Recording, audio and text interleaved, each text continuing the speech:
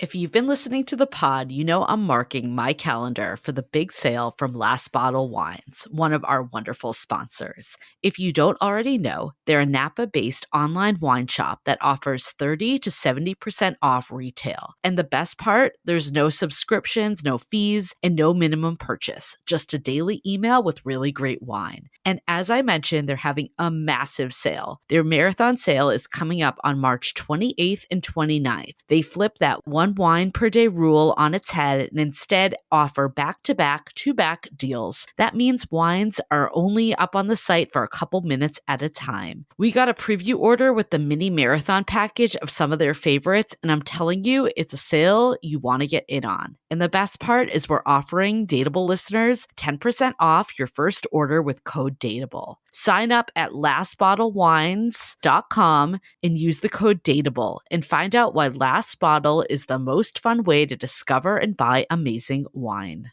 We are so thrilled to be partnering with Hinge. Hinge is the dating app designed to be deleted. As you all know, I'm a huge Hinge advocate as I met my partner of almost 3 years on the app. Even before meeting him, Hinge was always my go-to app because I met more relationship-minded people here and had some great dates. Clearly, I haven't been on the app for a little while, but I re-downloaded it to check out some of the new features. One that stood out to me was the voice prompt, my best friend's take on why you should date me, where your friend can hype you up. Not only does this make the profile creation less daunting, but it's not always easy to see your own green flags. So to test it out, I asked Yue some fun prompts to get her take on what I could put if I was dating again. So the first one, how long have we known each other? What was your first impression of me and how has that changed? Julie and I have known each other for almost 10 years. My first impression of Julie was that she's very social, but I've learned that she has a lot more depth to her beyond the social butterfly that she is. My next prompt, what do you think are my green flags? I would say she's deeply loyal. She believes in love, curious mindset, and she is fearlessly ambitious. And then last but not least, what kind of friend am I?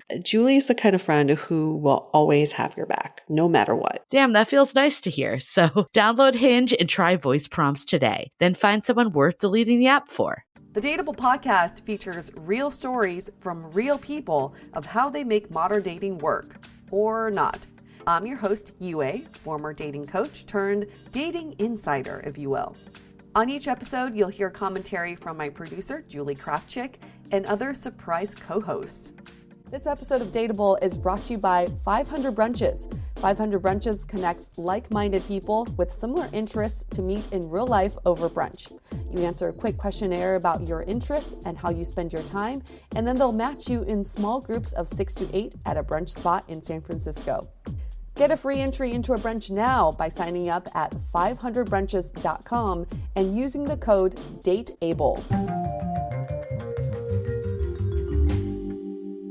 Hey everyone, welcome to another episode of Dateable, a show all about modern dating.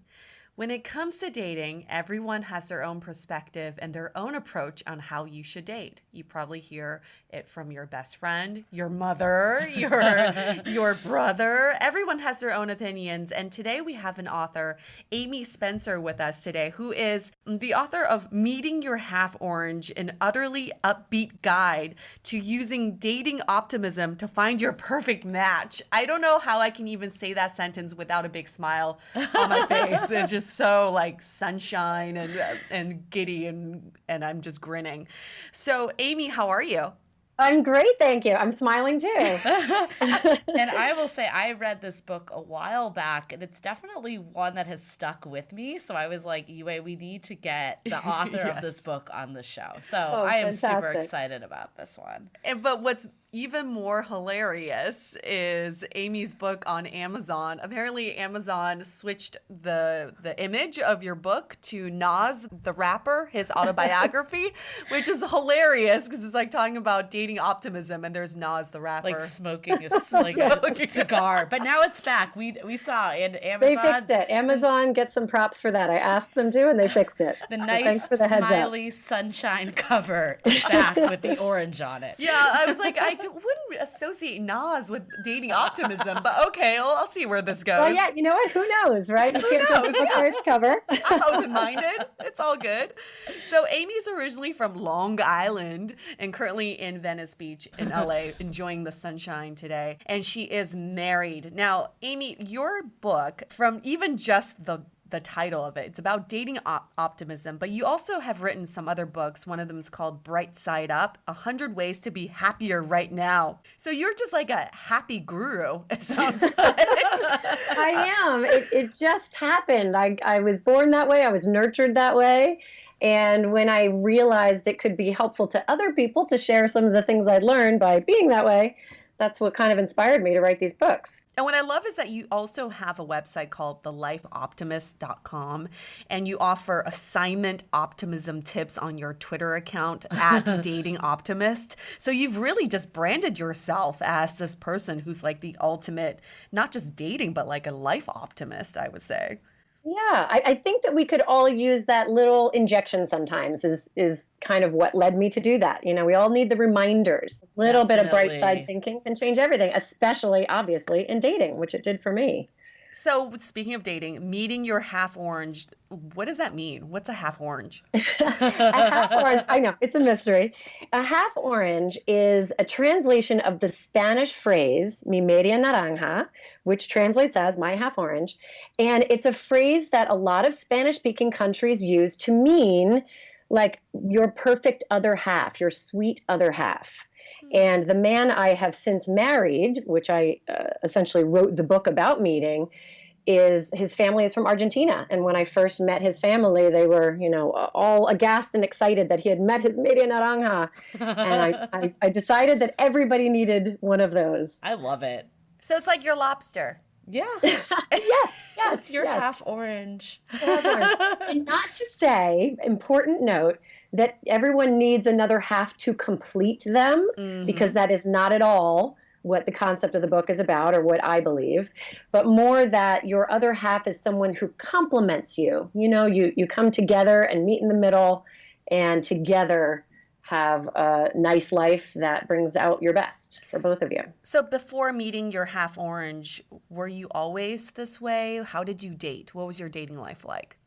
Well, I started out the happiest dater on earth. I was always, up for anything. Oh, you want to meet my friend? Sure, I'd love to meet your friend. Oh, sure, I'll go on a first date with the guy at the deli who just asked me out. I was pretty much open for anything. And I tended to kind of focus more on long-term relationships, meaning that if I would go on a couple dates with a guy, but I wouldn't drag them out unless I saw a much longer future. So I dated a lot, it was what that meant. But what happened was that after years and years and years of dating and not finding the one I wanted to stay with, and I just kept having one date at a time or 3 dates at a time, or I'd date for 3 weeks and just couldn't find the right person, it started weighing on me, and watching my friends get married and watching my friends then have children and kind of being left behind, it really started to eat at me and chip away at my confidence, at my hope.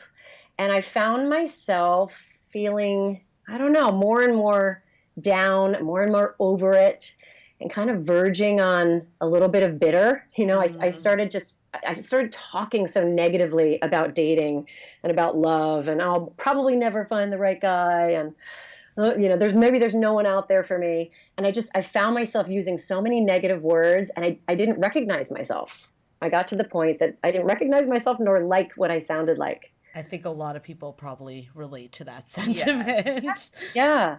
And I didn't mean it. I was telling the truth at the time. You know, I just really felt like there wasn't going to be somebody for me. And so I kept telling everyone that. And of course, telling essentially the universe that. And so that's what I got more of, was a whole lot of not the right person. What you're really describing is like this dating cycle that a lot of people go through on a monthly basis. They start off the month maybe really optimistic, and they get on all these dating apps and they want to meet everyone. And by the end of the month, they're like deleting all the apps and being like, I'm taking a dating hiatus. So how did you get yourself out of this mindset? Essentially, I was inspired by my sister, who ended up she was also kind of in a rut and decided to create a group with some girlfriends of hers they called the goalies, where they would get together and talk about their goals they wanted for the future.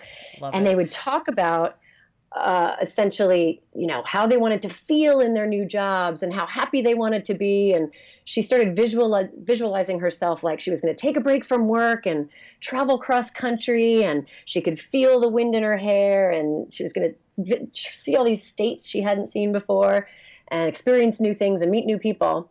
And she ended up getting the most dream job on earth. She got offered the job to work for U2 as their massage therapist on their world tour. That's amazing. Yeah. What?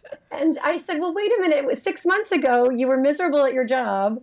You started talking about how you were going to quit and travel cross country, and now you have your dream job on earth. And she said, well, yeah, I started talking about what I wanted and really getting my optimism up and feeling good about it. And I thought, here I was down in the dumps, really over how my life was going. Mm-hmm. And I thought, well, if she can do that with work, maybe I can do that with love. And so I kind of borrowed her techniques for myself in thinking about dating, and just literally changed how I spoke about dating, how I felt when I thought about it, the activities I was doing, making sure that I did more positive things and surrounded myself by more people that made me feel good. And over time, just, the optimism that I built up and the attitude that it affected in me is what led me to my husband. A lot of these mindset changes do come from sort of how you speak and how you talk about things. So give us an example of how you used to frame a situation versus the optimistic way of talking about it. So it's a great question, because I feel like so many of us don't even hear what we sound like when we talk about things. Mm-hmm. So like one thing that I found myself saying a lot is that I just want a guy who will call me back, or I just want a guy who has a job, right? I would, it was almost like going for the lowest common denominator. I just want a guy who has 2 feet, or who has all his teeth. Will show up. Yeah. Not that a guy with 2 feet, I'm sure he could be great without it. Yeah. So it was just lowest common denominator was on my list. And I later realized, well, wait a minute. I want a guy who calls me back and is kind to me and is interesting and we have a good time. So I started changing my language around what I was looking for, was kind of one of those examples. And it felt better, to start asking for more and start expecting and feeling like I deserved more than just a guy who'd call me back. So one thing you mention in your book is believing in the universe, being in tune with what you want. So if you say you don't want to be single anymore, the world may focus on bringing you what you're focused on, which is being single. Can you explain more about that? So the way I saw it and the way I felt it was that when I would say, I don't want to be single anymore, I would hear in my tone what that sounded like. Mm-hmm. So what that sounded like was like, oh, I don't want to be single anymore, right? Which is sort of like a depressed, over it, tired way of speaking, way of feeling. If I said instead, I want a relationship, it was about the tone of what I was looking for, which was the positive message, and again, the word itself, saying single, I was saying it in a bitter tone, but also kind of just saying the word single over and over again was, in my opinion, attracting more singleness. It's the age-old law of attraction concept, which I firmly believe in. And I think it plays a big part in how I did find my husband. Repeating what you don't want is reminding the world what you don't want, and attracting more of what you don't want to you. Yeah. So I tried to flip it, instead of what you don't want, talk about what you do want. I don't want to be poor. I want money. I don't want to be single. I want a relationship. I love how you made a comment about if you are always like, oh, why are all men selfish and commitment phobic? And that's what you start to see. It's almost like you're looking for it now because you're like thinking about that so much. Oh, yeah, absolutely. In fact, one of the things I started actively doing, anytime I caught myself talking about what I didn't want, I would flip it, think about what I did want instead. And instead of like what you're saying, being afraid of or talking about commitment phobic guys, I would think, okay, hang on, let me think about some guys that I do think are good people, my friends' partners or people I worked with. And I would look at those guys and think, okay, look at that guy. He's been committed for a couple of years with her. He's kind to her. He invites her to everything. He calls her back. He takes her out for nice meals. Whatever it was, I found myself focusing more on that. And it kind of, the more I looked at the good stuff, the less room there was to focus on the bad stuff. This is almost like psychology 101. If you look at any of these like marketing courses about advertising, the reason why advertising works is that they present an idea in your head. And once it's presented and it's in your head, you start seeing it more and more. So for people who are like shopping for red cars, they end up seeing more red cars on the road. It's not they're necessarily more red cars, it's just they see it more. Right. So it's like all of a sudden there's all these commitment phobic men. Yeah, they're everywhere. Or if Amy's flipping the script, there's all these really great attentive men. Yes, exactly. We actually had an episode with a woman who was sick of being breadcrumbed. So all these men would, string her along, tell her she's great, but then they come in and out of her life, and she was sick of it, and she kept saying like, why am I attracting all these men who keep breadcrumbing me?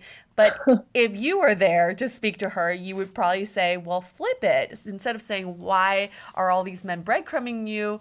You should say, I'm looking for men who are respectful, who are not afraid of commitment, who want to be in a relationship, it's the positive of it. Yeah. And I know it sounds simplistic, but it's magical what happens if you force yourself to look for the good stuff. I mean, if you say even today, I'm going to look for 5 men, or if you're looking for women, whoever it might be, who look like the kind of person that I want in my life. I'm looking for kind, attentive, intelligent, all that, respectful. If you seek it out, you will find 5 of those people. Even if it's somebody walking their dog on the road who moves out of the way or says hello to you, you will find them if you make the choice to look for them.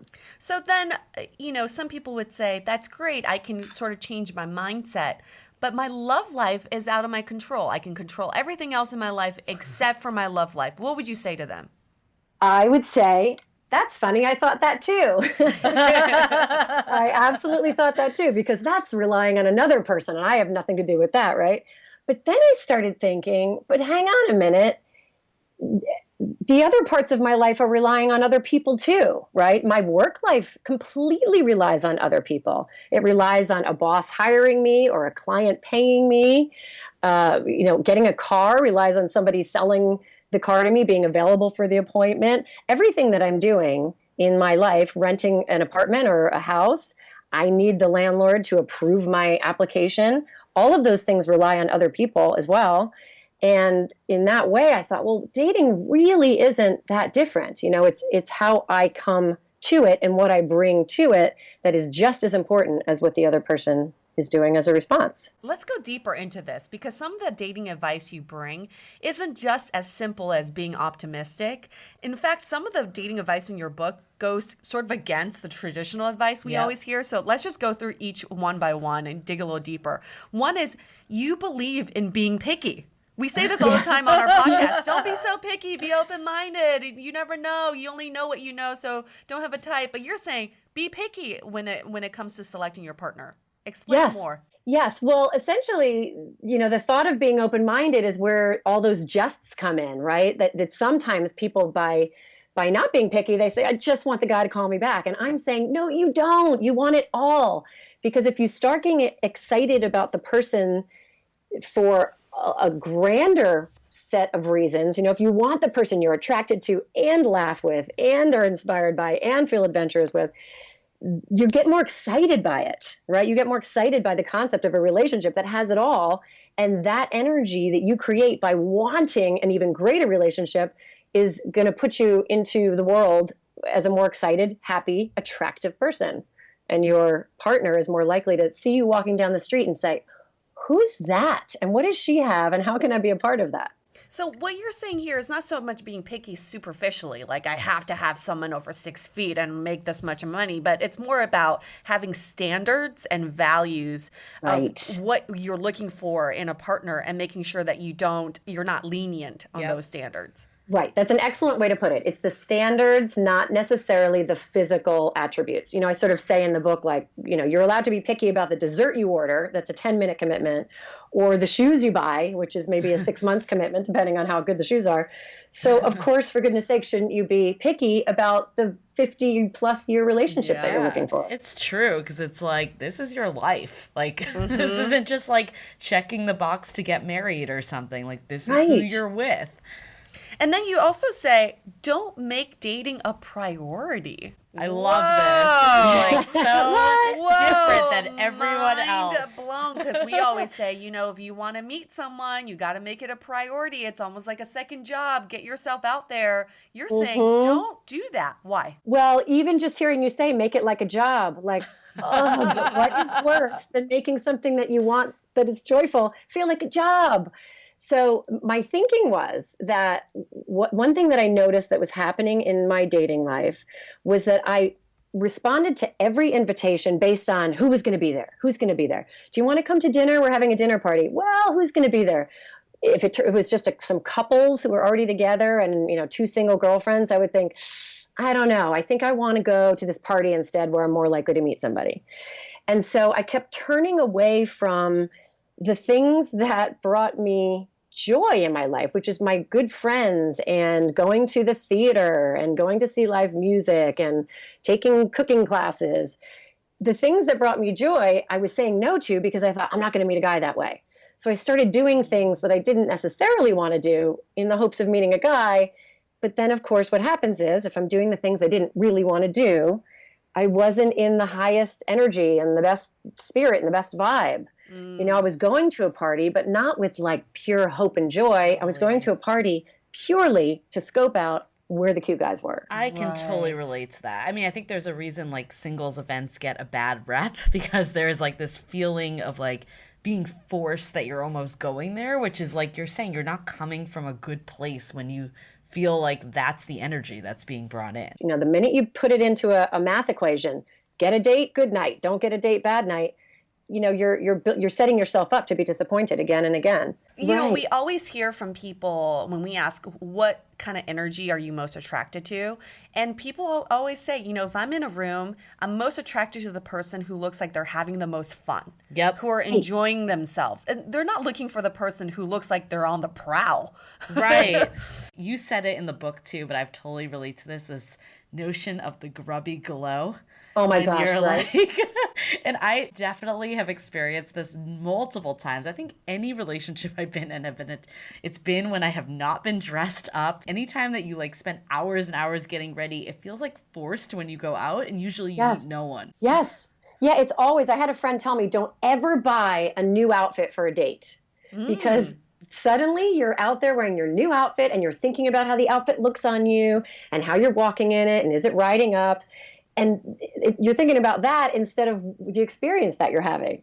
And so the grubby glow was something that I thought, oh my gosh, I love it. Nice, right? When you're home and your friend says, come out, we're having a great time. And you say, oh, are you kidding? I'm in my sweats. My hair's in a ponytail. I look ridiculous. And she says, who cares? We're just having fun. And you say, oh, what the heck? Okay. And that glow that you have by not putting yourself together and just going for the experience itself is, of course, what ends up attracting other people going, who's that girl? She's in such a happy mood and she's not even trying that hard. So yeah, it's magic what happens, and so many people have that same story. It's always the energy. We interview so many couples on our podcast, and we always ask, what was the first thing you noticed about him or her? And they always respond with this energy he or she was putting off. Like, she just looked so happy, or he had this smile on his face. It was never like, oh, she was wearing this tight dress, or he was wearing this really nice shirt. It was never about that. Yeah, it's about energy. Yeah. Totally. Yeah. And isn't it funny that people always say, like, when you're in a relationship, that's when you start attracting the most amount of people? Oh my gosh, right? Always. It's right. It's the don't care. You're dressing in don't care. Yeah. Yeah. I mean, I totally agree with you 100% on this, because I feel like anytime I've met someone, it's been unexpected. It's been because I'm just having a good time and in a good place of something that's making me feel good. But the flip side that I would love to like get your thoughts on, it's like you also, let's say you just like enjoy staying home and watching Netflix. Like, no one's going to show it up at your door. Yeah, you can't order an Uber husband. It just doesn't work. So how Not do yet, you you can't. balance like getting out there and doing stuff and meeting new people without having it be so expectation heavy? It's time to take a quick break so we can tell you about the latest service we have been building over at DATEABLE. We'll be offering a platform to connect you with vetted dating experts from our network to help with everything from dating profile reviews, coaching to see where you're getting stuck in dating, and even ways to get real feedback about your dating style. The sessions typically run from 30 minutes to an hour and can all be done via Skype or Google Hangouts, so you can be anywhere. We're so excited about this because so many of you wrote in asking how you can find people to help up your dating game. And this should be a great way to get personalized, affordable advice. We'll be adding more coaches and more services. And of course, let us know if there's something specific you like to see. To meet the coaches and book your session today, visit dateablepodcast.com/coaching. Now back to the show. So how Not do you, yet, how you do you can't. balance like getting out there and doing stuff and meeting new people without having it be so expectation heavy? Right. And it's a great question because that is the case a lot, right? Like all I want to do is sit home and binge whatever show, The Marvelous Mrs. Maisel. And where's the guy in that, right? So my thinking on that is you go with your gut, which is truest to you. You do what's making you happy. And if for one straight week, doing what makes you happy is sitting home and binging this TV show, then by goodness sake, you do it, right? But chances are that after a week of binging a TV show and staying home every night, your spirit is going to be ready to go out and meet some people or go out and have a cocktail or go out for a dinner.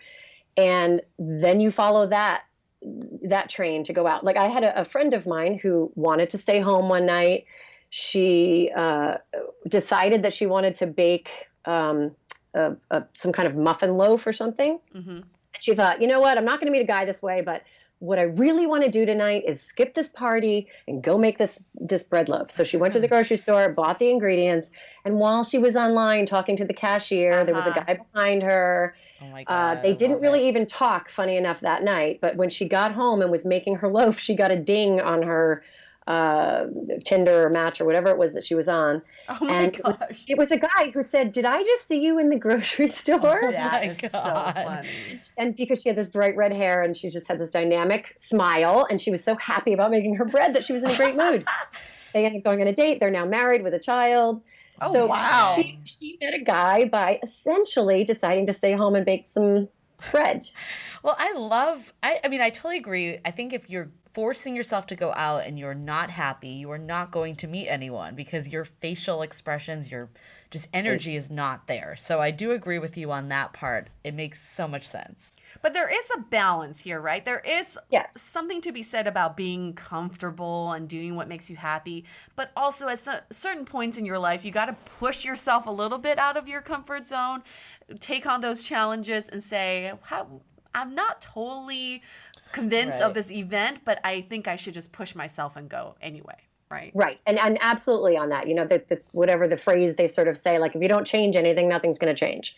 So of course, if you find yourself that you're in a rut and, you think you could use a good dose of pushing yourself a little bit, 1000% doing that will help in a new frame of mind. And one thing that I feel really helped me when I was kind of pushing myself to go out in a few times that maybe I wasn't totally up for it in the moment, was the idea of kind of seeing a room as more of just an open experience rather than the math equation of must meet guy, must get date, or the night's a failure.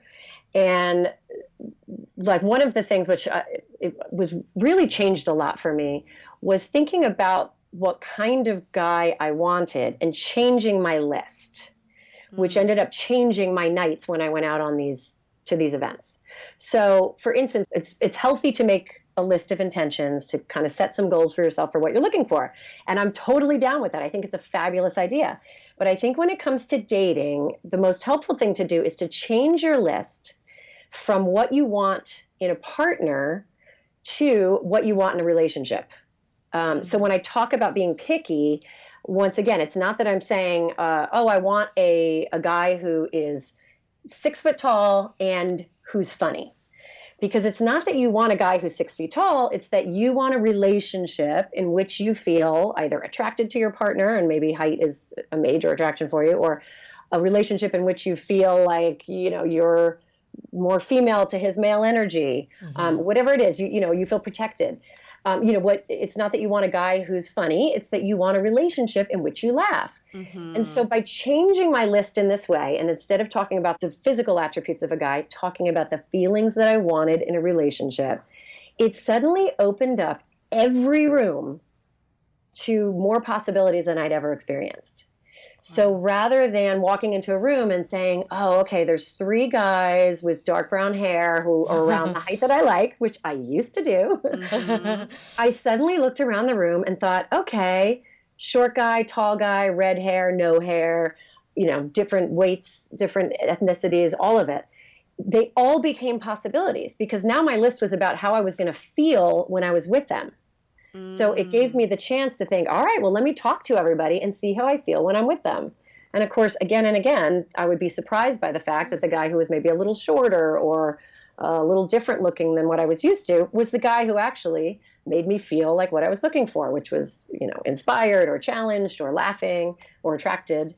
And so that really helped me, that when I would go out, when I was not necessarily feeling it sometimes, that's what I would do. I would change the framing of it. Yep. That's so powerful to say because when we make a list of things we're looking for in a partner, it becomes pitting me against them. It becomes what is it that they're bringing to the table? And it also pits them against each other. So I think about like if you're going back to baking a cake or something, it's like instead of going out there trying to find the best milk to put in your cake, maybe it's about finding the different ingredients that could make your cake the best. So maybe it's not even milk. Maybe it's like sometimes I put bananas in my cake because I don't want to use butter. So it's about the end result, and it's that relationship. That's very powerful to think about. Yeah. I think there's also something different about taking a break to reset. Like you use that Netflix example. Like if you really feel like you need to do that for a week, do it and feel better versus giving up. Yeah. And I think that's where like you can get really comfortable and just not really put yourself out there. So I do think there is like that conscious difference that we should pay attention to also. Let's hold that thought for a sec. We'll get right back to it. This episode is sponsored by Via. We all know there are things that can help set the mood in the bedroom, but did you know a little THC could also do that? Yes, Via has developed a unique blend of pleasure-enhancing cannabinoids, libido-strengthening herbs, and a low dose of THC all into one mind-blowing gummy called High Love. This gummy, wow, it will awaken your senses, increase blood flow, and intensify any sexual experience. I've been pleasantly surprised by the High Love gummies because it is just the right amount of THC for me to have a good time without feeling sleepy. And hey, if THC is not your thing, Via also offers a wide array of other gummies without it. And everything legally ships in 50 states with discreet packaging directly to your door. So if you're over 21, you can get 15% off and a free pack of award-winning Dreams THC plus CBN sleep gummies with our exclusive code DATEABLE at viahemp.com. That's VIIAHEMP.com. Let the gummies work their magic. Head to viahemp.com and use the code DATEABLE to receive 15% off and one free sample of their Sleepy Dream gummies. That's viahemp.com and use the code DATEABLE at checkout. Take your passion and pleasure to a whole new level with High Love from Via Hemp. This episode is made possible by Armoire. Armoire makes getting dressed easy. With a clothing rental membership from Armoire, build the perfect wardrobe with brands that are high quality, unique, and recommended just for you. All you have to do is take a 5-minute style quiz and select items from your dynamic, personalized closet. The styles show up at your door in as little as 2 days. Then when you're ready for new clothes, just swap them out. Listen, I live in Southern California. There is absolutely no need for puffer coats or any sort of those winter jackets. But when I travel anywhere else in the world in these cold months, I'm often burdened with the task of getting winter clothes. And now with Armoire, I can just rent my winter wardrobe. It's brilliant. Right now, our listeners can give Armoire a try and get up to 50% off their first month. That's up to $125 off. Just visit armoire.style/dateable. That is armoire.style, spelled ARMOIRE.style/DATEABLE to get up to 50% off your first month and never worry about what to wear again. Try Armoire today. As you know, I recently left my corporate job and I've been in total recovery mode, all about self-care. One of my new routines is the nighttime shower before bed. There's just something about washing away the day and that reflection that's been super helpful for me. I've been using one of our partners, Osea's Mega Moisture Duo. This combo body oil and body lotion are so freaking incredible. It literally feels like I'm at a spa. I realized that the secret is seaweed and other skin level ingredients that are normally reserved for face products. And that's why I was so excited when Osea became one of our partners. And, you know, we're so grateful for partners like this because one, they keep the show going, but they're also super good for all of our listeners and for our own well-being. So if you want to have that nighttime bliss like I am doing, you can get 10% off your first order site-wide with code DATEABLE at oseamalibu.com. You'll get free samples with every order and free shipping on orders over $60. So head to oseamalibu.com and use the code DATEABLE for 10% off. Let us know which products you end up going with. Share them in social. Super excited to see what you end up choosing.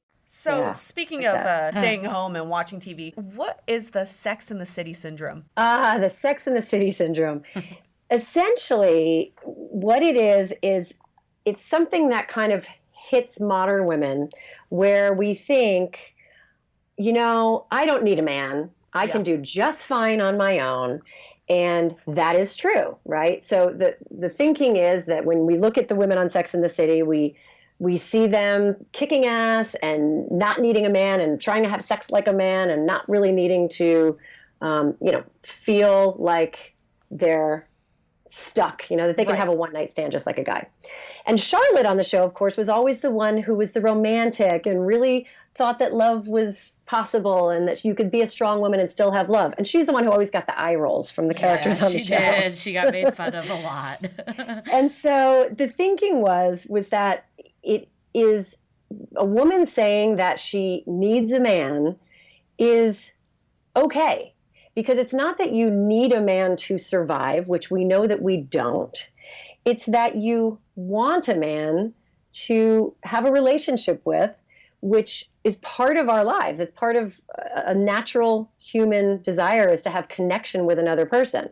So just because women are now in the workforce and equal to men and feel like they can do everything on their own, it doesn't mean that the pendulum has to swing so far to one side that men get kicked to the curb. It's possible that we can sort of swing the pendulum back and see it as the fact that we are strong women who don't need guys or partners, but that wanting one is just as healthy and it's okay. We can be strong, smart women with a big career and kicking ass in the city and still want a partner to have a relationship with. That actually goes into this next piece of advice you say in your book, which is like, we say these things to protect ourselves. Like, oh, it's okay if you didn't call me back. I didn't care about him anyway. Or I'm not really looking for something serious. It's okay that she didn't want this relationship or whatever. We say these things, but we don't actually mean it. So if we are celebrating singlehood, like there is a point where you say, I'm happy being single. I love the freedom. But it's okay to also say, but I'm also looking for a relationship.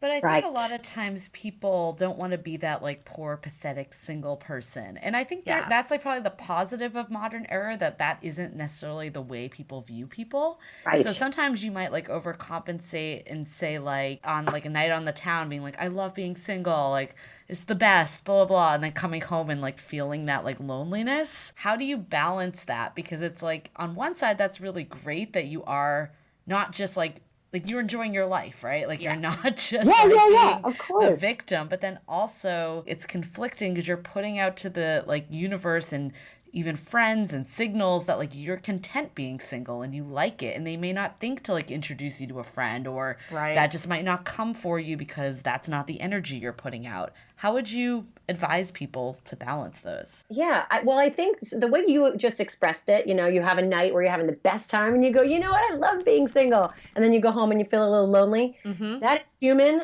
1,000% natural, and totally okay.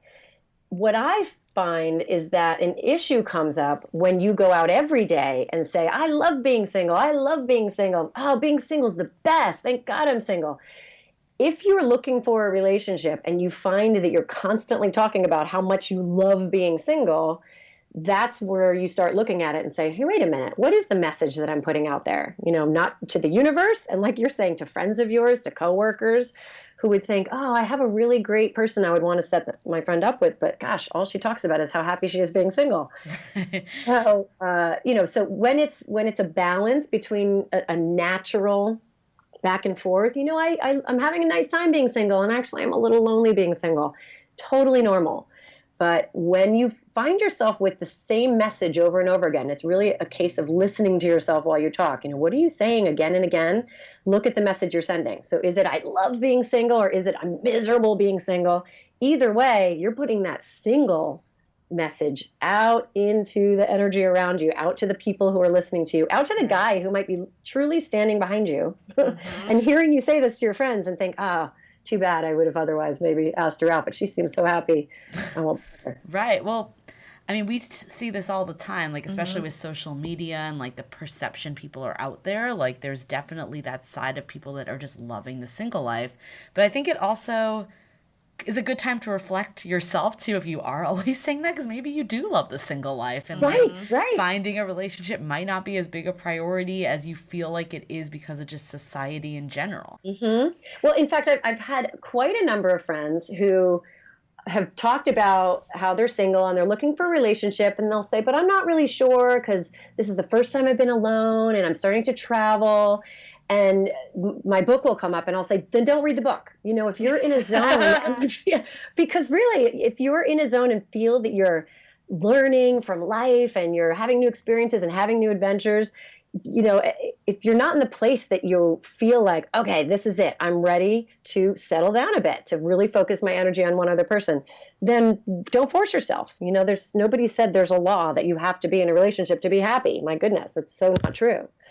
I always tell people, if you start reading Meeting Your Half Orange and kind of feel like, I don't know, I don't think I'm ready for this, put the book down. It's not for you. It's not right.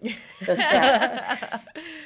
All right, let's go into some takeaways because we talked about some of your non-traditional dating advice, but I think it's still consistent with what we're hearing. It's just a different way of framing it. And I like that because focusing on your happiness and becoming the person that you want to be without thinking that someone else is going to get you there is sort of like step number one. Knowing that I can get there myself. I can be the happiest I can be without someone. And when I am the happiest I can be, that's what attracts other people. Totally. Exactly. Exactly. I would say that's the essence of this entire book, really, which is just the reminder over and over again to flip the math on happiness and relationships. Because I know that when I was dating, I thought, I just want to get in a relationship and then I can be happy. And it was the dawn of understanding that if I'm just happy first, I'll be happy and I can skip the relationship part if I want to. But if anything, being happy is what's going to attract the right relationship, because that's where the right partners come to you when you're in your zone. That's when the people look at you and go, hey, look at her. Like, she's got this funny vibe. She's not even bothered to dress up for this party. She's just here to like kick back and have a good time with everyone. That's what's going to attract the person who's most like you. So you want to get in your good zone, and then you have the better fish to choose from. I mean, I think the other takeaway is like, I love this notion of not getting your hopes up, like that you brought up. Like, it's like, stop pretending you don't want things to save face, and like just put out what you're looking for, because you never know. Like you said, if you're talking about or complaining about being single and there's someone eligible right behind you, like you're going to miss that opportunity. But if you're just like saying like what you want, you'll find other people that want the same thing. Yeah, totally. It's language, if anything, I think is the most important takeaway from what my experience was and what I've heard from other people, because language, the way you say things becomes your tone and your body language. Like, it all follows what you're saying. So if you find yourself, really constantly talking about how, oh, it's probably going to be a terrible date anyway. It probably won't work out. I shouldn't get excited about it. What's the point? Guys suck anyway. This city's tough to meet anybody, right? Like, you're just piling on all this weight and negativity and just heaviness to something that could be an open opportunity. So it's really just, as much as you can, thinking about, what do you want? What are you hopeful for? And if your heart gets broken, that happens. That's human. That's going to make you even, more lovable, more understanding, more empathetic as a human being. And those experiences are going to help you toward your next relationship. So yeah, it's crushing if a date doesn't work out, a relationship doesn't work out, but it's crazy to try to protect ourselves from that in advance and say, oh, I didn't care anyway. Because you're still going home and, crying it out with a cocktail with your friends. You'll still be disappointed. Getting your hopes up, getting excited about what you want, because that's what's going to, I don't know, lead you out into the world with your shoulders back and your arms open and hopefully more of a smile on your face, and that you'll see more, like you said, you'll see more red cars. You'll see more caring and empathize. Well, I like this notion of positivity, and then also addressing that it might not always be positive. Like, you might be upset. Like, it's natural to be disappointed if a date doesn't work out. But I think it's how you bounce back from it. Like, if you're just like, oh, I'm never going to date again after that, or all men are like this, or all women are like this. If you just like say, well, yeah, it's disappointing. I was hoping this would lead somewhere and it didn't, but it just wasn't the right fit. That's very different than that other energy. Yes. And I also got better at the time in the minute I noticed that a date wasn't working out. I would go on my internet date and I'd show up and it was like, oh man, he's just not at all what I thought he looked like. And, my insides would sink. I used to think, oh, what a waste of time. Can't wait to get out of here. And I turned that into, well, guess what? I've signed on for an hour here. Maybe I'll feel differently when I talk to him. And if I don't feel attracted to him, maybe I'll find a friend in this. Maybe I'll learn something. I remember one of my dates, a guy had like a really interesting job moving artwork from, different buildings to another, and all the work that was involved in all this $1 million artwork. And I just found it fascinating and thought, well, let me just learn about this. Let me find out what kind of interesting people there are in the world, or find out what good restaurants they know about, or what places to go on vacation, just trying to find something good in it. Yeah. Yeah. Dating is all about just getting to know people. It's not trying to evaluate them to be a life partner. Right. Exactly. This is a good time to bring up our question of the day. Comes from Ankur. He says, I really admire people who are optimistic, but it's just not in my nature to be that way. I wasn't raised that way, and I'm just not sure how to even think more positively. Is it possible to become more optimistic? What are some tactics or exercises? I feel like this is a pretty good question for you, Amy. Oh my gosh, it's a great question. and also keeping in mind, I do realize I was raised, I do believe there's nature and nurture involved in optimism, and a lot of studies back that up. So for a lot of people, they don't have possibly, those little extra special happy smiling genes. And also they may not have been nurtured with that type of thinking. So it is a practice that you do need to work on. But the good news is, absolutely, you can work on it and you can change your thinking. So some of the tactics that I would say, first of all, is checking your language, which we've talked a lot about, and learning to flip it. One of the best things that I do to flip kind of a negative thought in my mind to a positive one is I'll think, at least I'm not ... So if I'm on a date and it's going terribly, I'll think, well, at least I'm not, on a date and it's freezing cold, or at least I'm not with a sociopath who's trying to kill me. Whatever the worst case scenarios are, you just lift it to just even one notch above what it was before, and you sort of get better at finding a brighter side of it. And the other thing is body language, which we haven't talked about smiling. It seems obvious, but really does shift, and this is based on scientific studies, shifts how your thinking goes. Like you're the same way that, feeling a certain way can make your body language react. So if you're feeling depressed, you'll find yourself with hunched over shoulders and, possibly crying and down. You can reverse that by changing your body language. You can actually affect your thinking in that same way. So by changing your body language, putting your shoulders back, opening your arms, and smiling, forcing yourself to smile. There's a famous smile called the Duchenne smile, where it actually activates all these facial muscles. It makes your mind think, oh, this human must be happy because all of these nerve endings are being activated by this smile. So forcing yourself to smile, I would do it sometimes before I walked into a party. I would force myself to smile for 10 seconds or some crazy amount of time. And I would think, my face hurts. This is so annoying. This is so dumb. I look insane. But by doing it, your body almost doesn't know better. It thinks that you're in a good mood and it's not sure why. Yeah, but I've totally done that before. It's definitely can be game changer. Yeah, you got to trick your brain sometimes. Yeah.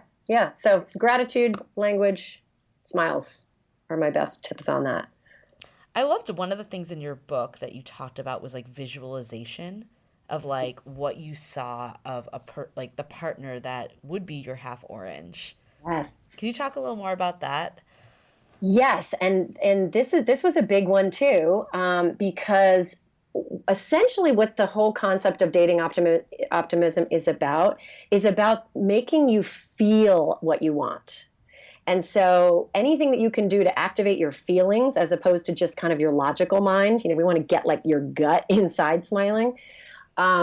Visualization is one of those things that really helps. And by that, I mean, certainly, dream boards or vision boards, which a lot of people will do. And I do recommend doing them and kind of putting pictures up that you can look at of what kind of relationship you want. Maybe it's free or adventurous or, exciting.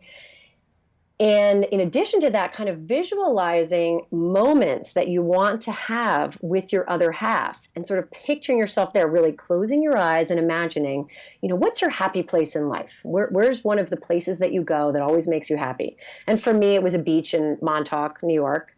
And I would picture myself, every time I'm at Ditch Plains Beach, I'm so happy. The ocean's going, the surfers are on the waves, the birds are flying. And I would think, I'm going to picture myself here with my half orange and we're holding hands and he's going to love this place as much as I do. And it's going to make me feel calm and complete to have us all here together. And I would picture that again and again.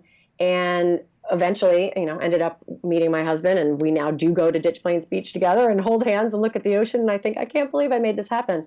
But doing that, thinking about places that you want to be with your partner, picturing yourself on a bench overlooking LA, like in 500 Days of Summer, or picturing yourself, in the streets of some city, in the streets of Paris with them, wherever you want to be, or even, in your own bed, snuggling up with some coffee, and maybe both of you reading a good book. Picturing that, really getting the feeling of what that would be like it kind of gets those feelings going for you. So that you can kind of draw that into your world, you and your twosome. It's sort of that manifestation. Some people have a harder time with imagination. I used to be that way.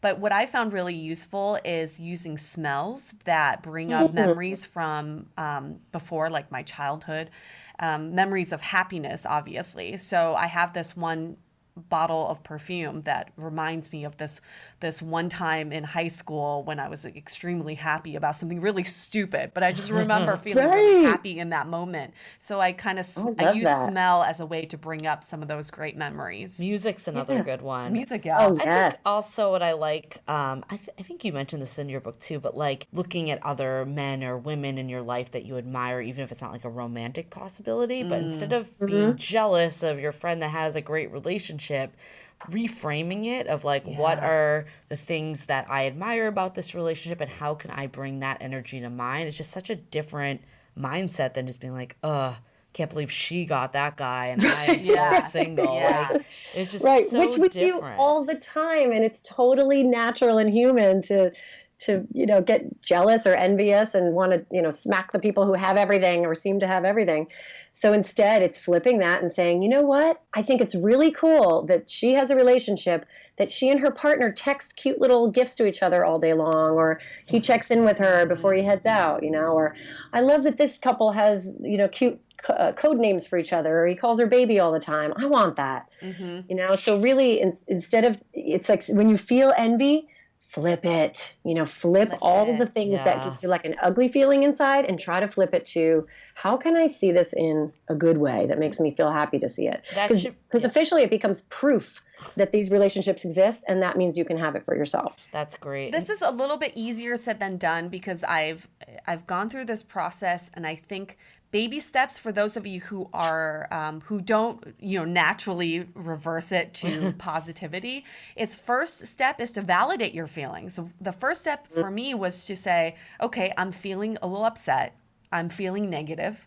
And it's okay for me to feel this way, but at least I acknowledge it. And the next step is to say, how can I feel more positive in this situation? So at least those are the baby steps. Yeah, to say to someone that you have to be happy all the time to have a relationship, that is terrible advice, and that's not what I'm saying at all. You're human. We're all human, and feelings go up, down, and sideways. Yes. So like what you're saying, it's really all about acknowledging what you're feeling. Yep. And trying to figure out how to flip it in the way that you can more often focus on the positive things that will attract more positive things. And not beating yourself up if you are feeling negative. Exactly. Yes, so normal. And in fact, being negative, I mean, sometimes it turns hilarious. We've seen Bridget Jones's Diary, right? She's in her house and listening to sad songs and eating ice cream, and those are the moments that eventually make you appreciate having a relationship. Thinking back like, gosh, I'm in such a low place right now. I remember watching Saved by the Bell and seeing Mr. Belding, like the school principal, who was in a relationship. He had like a girlfriend or a wife. And I thought, oh my God, Mr. Belding has love. I caught myself going, what is wrong with you? It's a TV show. And that made me laugh. And I thought, okay, I'm officially pathetic, but I know I'm not the only pathetic person on earth doing this right now. There's other people eating ice cream right now and crying. And there's also people listening who are like under 28 who are thinking, who the hell is Mr. Belding? Give yourself a gift of watching Saved by the Bell at least once. It's still a classic. That's a takeaway. Catch up on Saved by the Bell. Yeah. You learn so many takeaways from that. Any other takeaways? I mean, I think all of this is amazing.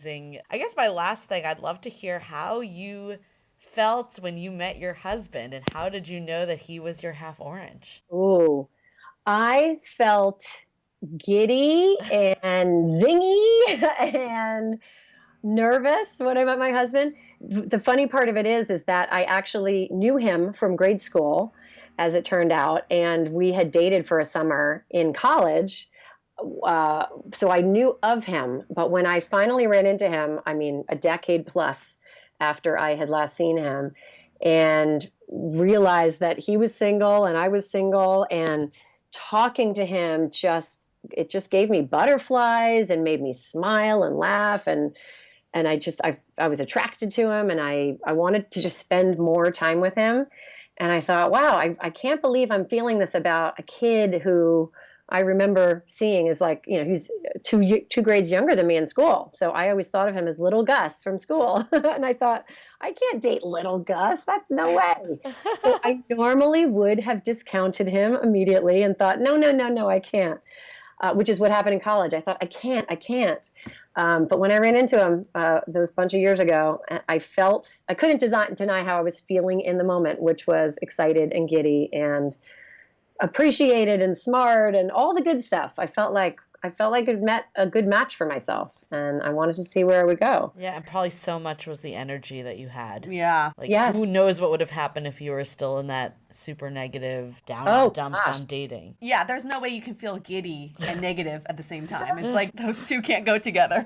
Well, and the great irony is the night that I met my husband, I was invited to a big birthday party on the roof of a building in Williamsburg, Brooklyn, that was going to be all the rage and had tons of cute guys. But at the same time, my mother had invited me home for the weekend with my sister for Mother's Day. And I thought, you know what? I bet that party's going to be great, but my mom needs me. I want to be surrounded by love this weekend. I'm going to do what I really want to do, which is to show my mom how much I care and go home with her and garden and putter around the house. And then she invited us to a movie that she wanted to go to. And it was at the movie that my husband actually had made the film. At the movie, I ran into him and thought, I cannot believe I just met the love of my life while hanging out with my mom. Wow. Well, it just shows you that it never can know. happen anywhere, and it doesn't have to be like the places you stereotypically think you're going to meet someone. Yeah, I was feeling good. I was on point. I was doing what I wanted to do. And I'm sure I was not dressed for the occasion. I'm sure, I don't remember what I was wearing, but it was not fancy. I assure you that. Doesn't even matter. Awesome. Great conversation. This is awesome. So, Amy, if people want to read your book, they can go on Amazon and find that. The cover's updated. The cover's updated. That's right. Meeting Your half orange with a cute little orange on it. Yeah. Cute. And then And your hopefully, other book is whether they're ready for the book or not, that maybe a little bit of dating optimism for now in the meantime. And then they can go on your website, thelifeoptimist.com, and follow you on Twitter @datingoptimist. Anywhere else they can stalk you. They can stalk me on my actual website, amyspencer.com. So yeah, they can find all the new things that I'm working on and information about my other books and some happy videos to go with my books. Awesome. Fabulous. Great. Well, listeners at home, it's all about dating optimism. It doesn't mean that you just you become optimistic overnight. It doesn't happen overnight, but it's a muscle you can work, and the more you work at it, the better you'll get at it. All right. On that note, we're going to wrap this up. Stay dateable. Your action item for this week is to practice dating positivity. Instead of focusing on things that didn't work out, why not think about the qualities that you liked, the qualities that attracted you to the people that you dated, and then ask the universe for more of that. This episode of Dateable is brought to you by 500 Brunches. 500 Brunches connects like-minded people with similar interests to meet in real life over brunch. You answer a quick questionnaire about your interests and how you spend your time, and then they'll match you in small groups of 6 to 8 at a brunch spot in San Francisco. Get a free entry into a brunch now by signing up at 500brunches.com and using the code DATEABLE. If you didn't know already, we have a revamped website with articles, videos, and content all about modern dating. You can also find our premium Why series, where we dissect, analyze, and offer solutions to some of the most common dating conundrums. We've had some great feedback about how actionable these episodes are, so check them out on our website or iTunes Music. Also, visit the site today to see the latest about coaching, where we connect you with Dateable approved experts to help with everything from dating profile reviews, coaching, and even gathering real feedback about your dating style in a personalized and affordable way. To connect with us, visit dateablepodcast.com. You can also find us on Facebook, Twitter, and Instagram, all under Dateable Podcast. Don't forget to subscribe and auto-download the podcast on iTunes or your favorite podcast player so you never miss an episode.